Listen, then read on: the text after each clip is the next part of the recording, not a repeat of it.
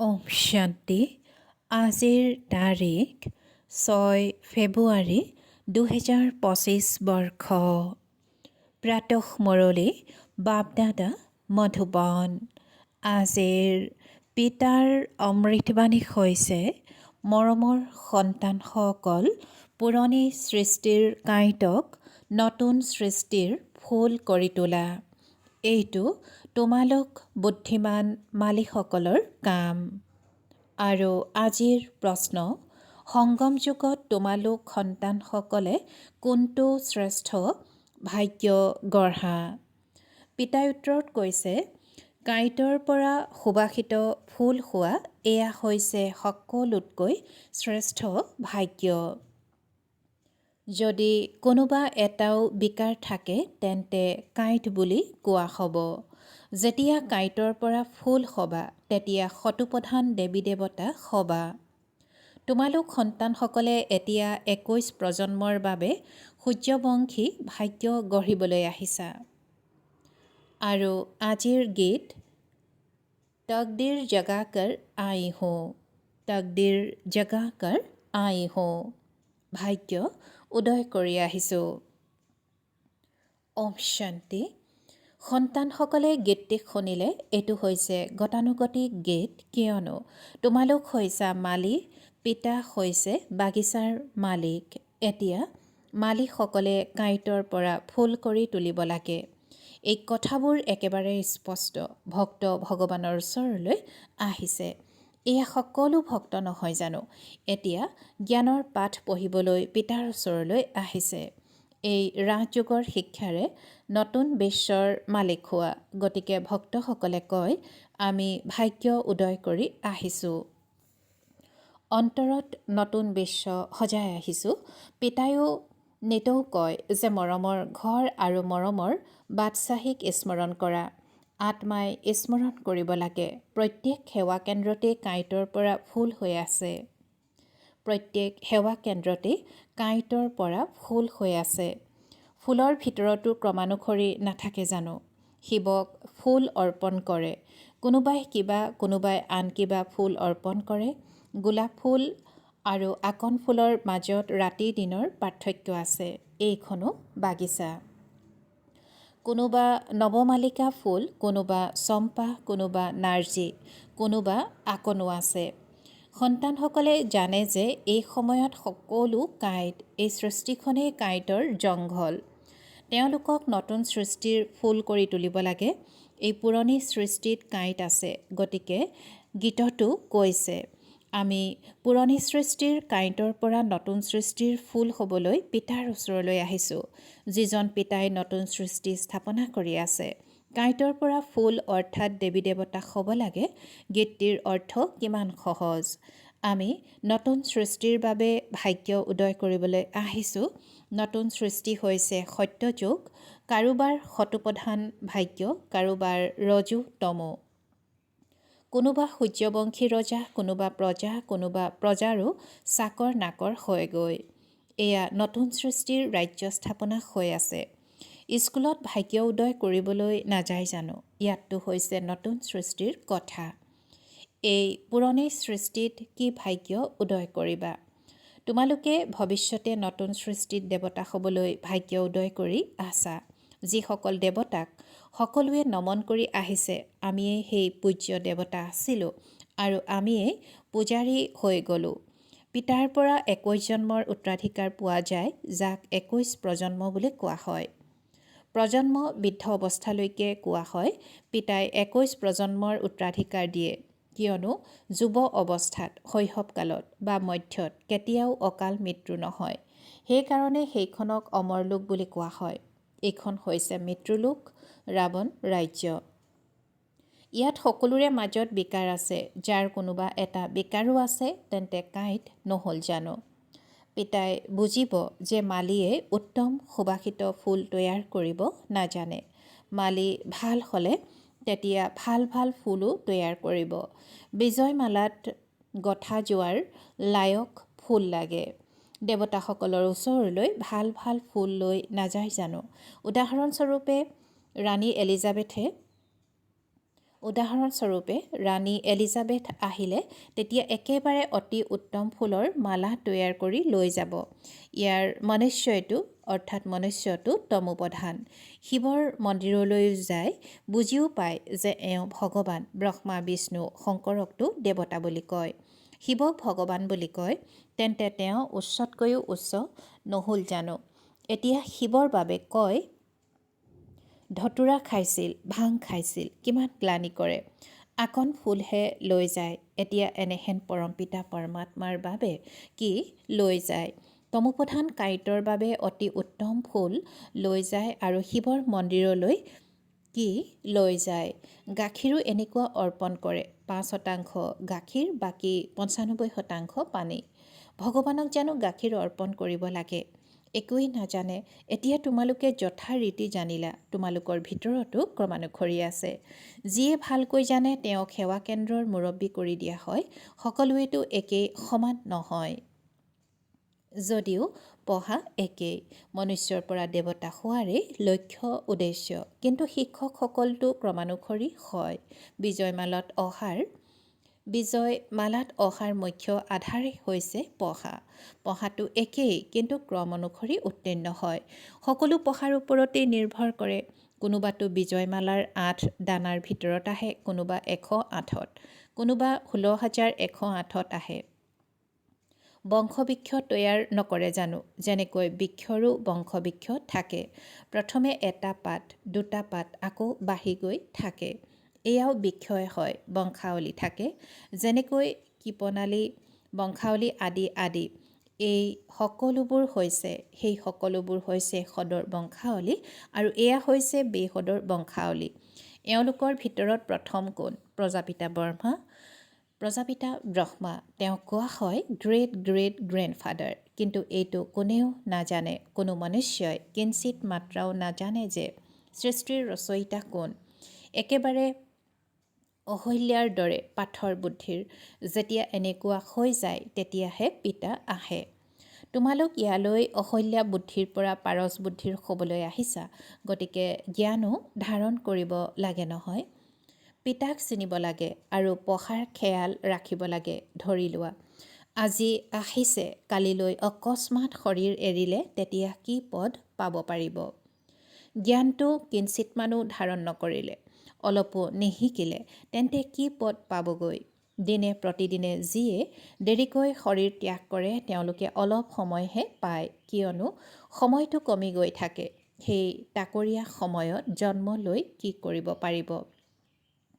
অৱশ্যে হয়, তোমালোকৰ মাজত যিয়ে যাব, তেওঁ কোনো ভাল ঘৰত জন্ম ল'বগৈ। সংস্কাৰ লৈ যায় যেতিয়া সেই আত্মাটি তৎক্ষণাৎ জাগি উঠিব। শিৱ বাবাক স্মৰণ কৰিবলৈ লাগি যাব। সংস্কাৰেই যদি নাই, তেতিয়া কিঞ্চিতো নহ'ব। ইয়াক অতি সূক্ষ্মভাৱে বুজিব লাগে। মালিয়ে ভাল ভাল ফুল আনিলে তেওঁলোকৰ মহিমাও পোৱা যায়। ফুল তৈয়াৰ কৰাটো মালিসকলৰ কাম নহয় জানো? এনেকুৱা বহুত সন্তান আছে যিসকলে পিতাক স্মৰণ কৰিবলৈকে নাজানে। ভাগ্যৰ ওপৰত নিৰ্ভৰ কৰে নহয়। ভাগ্যত নাথাকিলে তেতিয়া অলপো নুবুজে। ভাগ্যৱান সন্তানসকলেতো পিতাক যথাযথভাৱে জানি লৈ তেওঁক পূৰা ৰীতি স্মৰণ কৰিব। পিতাৰ লগতে নতুন সৃষ্টিকো স্মৰণ কৰি থাকিব। গীতটিতো কৈছে নহয়, আমি নতুন সৃষ্টিৰ বাবে নতুন ভাগ্য গঢ়িবলৈ আহিছোঁ। 21 জন্মৰ বাবে পিতাৰ পৰা ৰাজ্য ভাগ্য ল'ব লাগে। এইটো নিচা আৰু আনন্দত থাকিলে এনেকুৱা গীতৰ অৰ্থ ইংগিতে বুজিব।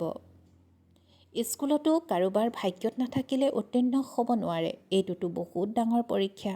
ভগৱানে নিজেই বহি পঢ়ায়। এই জ্ঞান সকলো ধৰ্মৰ লোকৰ বাবে। পিতাই কয়, নিজক আত্মা বুলি বুজি মোক পিতাক স্মৰণ কৰা। তোমালোকে জানা যে কোনো দেহধাৰী মনুষ্যক ভগৱান বুলি ক'ব নোৱাৰি। ব্ৰহ্মা বিষ্ণুক শংকৰকো ভগৱান বুলি কোৱা নহয়। তেওঁলোকো সূক্ষ্মলোক নিবাসী দেৱতা। ইয়াত হৈছে মনুষ্য, ইয়াত দেৱতাসকল নাই।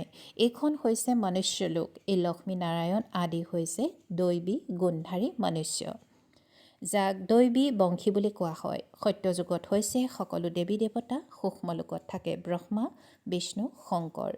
গায়নো কৰে ব্ৰহ্মা দেৱতাই নমঃ, বিষ্ণু দেৱতাই নমঃ। আকৌ কয় শিৱ পৰমাত্মাই নমঃ।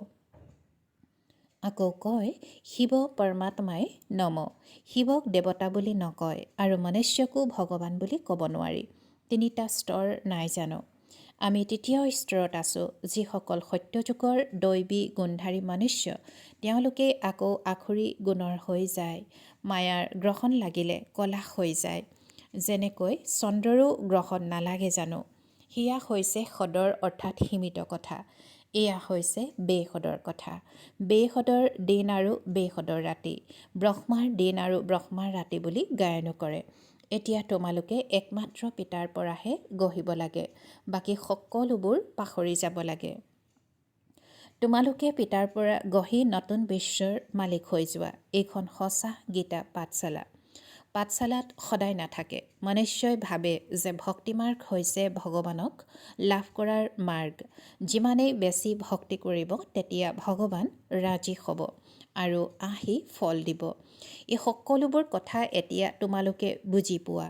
ভগৱান এজনেই, যিজনে এতিয়া ফল দি আছে। যিসকল প্ৰথম সূৰ্যবংশী পূজ্য আছিল, তেওঁলোকেই আটাইতকৈ বেছি ভক্তি কৰিছে। তেওঁলোকেই ইয়ালৈ আহিব। তোমালোকেই প্ৰথমে শিৱ বাবাৰ অবিভিচাৰী ভক্তি কৰিছিলা, গতিকে নিশ্চয় তোমালোকেই প্ৰথম ভক্ত হ'লা। আকৌ অৱনমিত হৈ হৈ তমোপ্ৰধান হৈ যোৱা। তোমালোকে আধাকল্প ভক্তি কৰিছা, সেইবাবে তোমালোকেই প্ৰথমে জ্ঞান দিয়ে। পিতাই কৈছে যে তোমালোকে আধাকল্প ভক্তি কৰিছা, সেইবাবে তোমালোককে প্ৰথমে জ্ঞান দিয়ে। তোমালোকৰ ভিতৰতো ক্ৰমানুসৰি আছে। এই পঢ়াত তোমালোকে এনেকুৱা অজুহাত দেখুৱাব নোৱাৰা যে মই দূৰৈত থাকোঁ, সেইকাৰণে নিতৌ পঢ়িব নোৱাৰোঁ। কোনোবাই কয় মই 10 মাইল দূৰৈত থাকোঁ। হেৰ' পিতাৰ স্মৃতিত তুমি 10 মাইল খোজকাঢ়ি আহিলেও কেতিয়াও ভাগৰ নালাগিব। কিমান শ্ৰেষ্ঠ সম্পদ ল'বলৈ যোৱা। মনুষ্যই তীৰ্থ দৰ্শনৰ বাবে খোজকাঢ়ি যায়, কিমান ঠেকা খুন্দা খায়। এয়াতো একেখন চহৰৰে কথা। পিতাই কয় মই ইমান দূৰৈৰ পৰা আহোঁ, তোমালোকে আকৌ কোৱা ঘৰ 5 মাইল দূৰত। বাহ, সম্পদ ল'বলৈতো দৌৰি অহা উচিত। সম্পদ ল'বলৈতো দৌৰি অহা উচিত। অমৰনাথলৈ কেৱল দৰ্শনৰ বাবে ক'ৰ পৰা যায়। ইয়াততো অমৰনাথ বাবাই স্বয়ং পঢ়াব আহিছে। তোমালোকক বিশ্বৰ মালিক কৰি তুলিবলৈ আহিছোঁ। তোমালোকে অজুহাত দেখুৱাই থাকা। ৰাতিপুৱা অমৃতবেলা যিকোনো লোকে আহিব পাৰে। সেই সময়ত কোনো ভয় নাথাকে। কোনোবাই তোমালোকক লোটপাতো নকৰিব। যদি কিবা বস্তু অলংকাৰ আদি থাকে তেন্তে কাঢ়ি নিব। পিতাই কৈছে যে যদি কিবা বস্তু অলংকাৰ আদি থাকে তেন্তে কাঢ়ি নিব। চোৰক ধন পদাৰ্থই লাগে, কিন্তু কাৰোবাৰ ভাগ্যত নাথাকিলে তেতিয়া বহুত অজুহাত দেখুৱাই দিয়ে। নপঢ়িলে নিজৰ পদ হেৰুৱাব। পিতা ভাৰতলৈকে আহে, ভাৰতকে স্বৰ্গ কৰি তোলে। ছেকেণ্ডত জীৱন মুক্তিৰ ৰাস্তা দেখুৱায়। কিন্তু কোনোবাই পুৰুষাৰ্থ কৰিলেহে। খোজেই যদি আগ নবঢ়োৱা তেন্তে কেনেকৈ গৈ পাবা? তোমালোক সন্তানসকলে বুজি পোৱা যে এয়া হৈছে আত্মা আৰু পৰমাত্মাৰ মেলা। পিতাৰ ওচৰলৈ স্বৰ্গৰ উত্তৰাধিকাৰ ল'বলৈ আহিছোঁ। নতুন সৃষ্টি স্থাপনা হৈ আছে। স্থাপনা পূৰা হোৱা মাত্ৰকেই বিনাশ আৰম্ভ হৈ যাব। সেয়াই মহাভাৰতৰ যুদ্ধ নহয় জানো? ভাল বাৰু। অতি মৰমৰ কল্পৰ পাছত পুনৰাই মিলিত হোৱা সন্তানসকলৰ প্ৰতি মাতা পিতা বাপ দাদাৰ স্নেহপূৰ্ণ স্মৰণ আৰু সুপ্ৰভাত। আত্মিক পিতাৰ আত্মিক সন্তানসকলক নমস্কাৰ। আৰু আত্মিক সন্তানসকলৰ আত্মিক মাত পিতা আৰু বাপ দাদাৰ প্ৰতি স্নেহপূৰ্ণ স্মৰণ আৰু সুপ্ৰভাত আৰু নমস্কাৰ। আৰু আজিৰ ধাৰণাৰ বাবে মুখ্য সাৰ প্ৰথমতে। পিতাই যি জ্ঞানৰূপী সম্পদ দি আছে সেয়া ধাৰণ কৰিবলৈ দৌৰি আহিব লাগে। এই ক্ষেত্ৰত কোনো প্ৰকাৰৰ অজুহাত দেখুৱাব নালাগে। পিতাৰ স্মৃতিত 10 মাইল খোজ কাঢ়িলেও ভাগৰ নালাগিব। দ্বিতীয়তে, বিজয় মালাত গঁথা যোৱাৰ আধাৰ হৈছে পঢ়া। পঢ়াৰ প্ৰতি পূৰা মনোযোগ দিব লাগে। কাঁইটক ফুল কৰি তোলাৰ সেৱা কৰিব লাগে। মৰমৰ ঘৰ আৰু মৰমৰ ৰাজ্যক স্মৃতিলৈ আনিব লাগে। আৰু আজিৰ বৰদান। সংগম যুগৰ মহত্বক জানি একৰ বিপৰীতে অনেকবাৰ প্ৰতিদান প্ৰাপ্ত কৰোঁতা সৰ্বপ্ৰাপ্তি সম্পন্ন হোৱা। সংগম যুগৰ মহত্বক জানি একৰ বিপৰীতে অনেকবাৰ প্ৰতিদান প্ৰাপ্ত কৰোঁতা সৰ্বপ্ৰাপ্তি সম্পন্ন হোৱা। আৰু আজিৰ বৰদানৰ ব্যাখ্যা। সংগম যুগত বাপদাদাৰ প্ৰতিজ্ঞা হৈছে এক দিয়া লাখ লোৱা, এক দিয়া লাখ লোৱা। যেনেকৈ সৰ্বশ্ৰেষ্ঠ সময়, সৰ্বশ্ৰেষ্ঠ জন্ম, সৰ্বশ্ৰেষ্ঠ উপাধি এই সময়ৰ, তেনেকৈ সৰ্বপ্ৰাপ্তিৰ অনুভৱ এতিয়াই হয়। এতিয়া একৰ বিপৰীতে কেৱল লাখ গুণেই পোৱা নাযায়। কিন্তু যেতিয়াই বিচৰা, যেনেকৈ বিচৰা, যি বিচৰা পিতাই সেৱকৰ ৰূপত বান্ধ খাই আছে। একৰ বিপৰীতে অনেকবাৰ প্ৰতিদান পোৱা যায়, কিয়নো বৰ্তমান সময়ত বৰদাতাই তোমালোকৰ। যিহেতু বীজ তোমালোকৰ হাতত আছে, তেন্তে বীজৰ দ্বাৰা যি বিচৰা সেয়া ছেকেণ্ডত লৈ সৰ্বপ্ৰাপ্তিৰে সম্পন্ন হ'ব পাৰা। আৰু আজিৰ শ্লোগান। যেনেকুৱা পৰিস্থিতিয়েই নহওক, পৰিস্থিতি আঁতৰি যাওক, কিন্তু আনন্দ যাতে নোহোৱা হৈ নাযায়। যেনেকুৱা পৰিস্থিতিয়েই নহওক, পৰিস্থিতি আঁতৰি যাওক, কিন্তু আনন্দ যাতে নোহোৱা হৈ নাযায়। ওম শান্তি। আজিৰ অব্যক্ত সংকেত। একান্তপ্ৰিয় হ'বলৈ একতা আৰু একাগ্ৰতা ধাৰণ কৰিবলৈ আজিৰ অব্যক্ত সংকেত। একতা আৰু একাগ্ৰতা এই দুয়োটা হৈছে কাৰ্য কৰাৰ সফলতাৰ শ্ৰেষ্ঠ বাহু। একতা আৰু একাগ্ৰতা এই দুয়োটা হৈছে কাৰ্য কৰাৰ সফলতাৰ শ্ৰেষ্ঠ বাহু। একাগ্ৰতা অৰ্থাৎ সদায় ব্যৰ্থৰহিত সংকল্প, নিৰ্বিকল্প। য'ত একতা আৰু একাগ্ৰতা আছে, ত'ত সফলতা ডিঙিৰ মালা হয়। বৰদাতাৰ এটি প্ৰিয় শব্দ হৈছে একব্ৰতা। এক বল, এক ভৰসা। লগতে একমত, মনমত আৰু পৰমত যাতে নাথাকে। এক ৰস, কোনো ব্যক্তিৰ বৈভৱৰ ৰস যাতে নাথাকে। একতা আৰু একান্তপ্ৰিয় ক্ষেত্ৰতো তেনেকুৱাই। একতা আৰু একান্তপ্ৰিয়ৰ ক্ষেত্ৰতো তেনেকুৱাই। ওম শান্তি।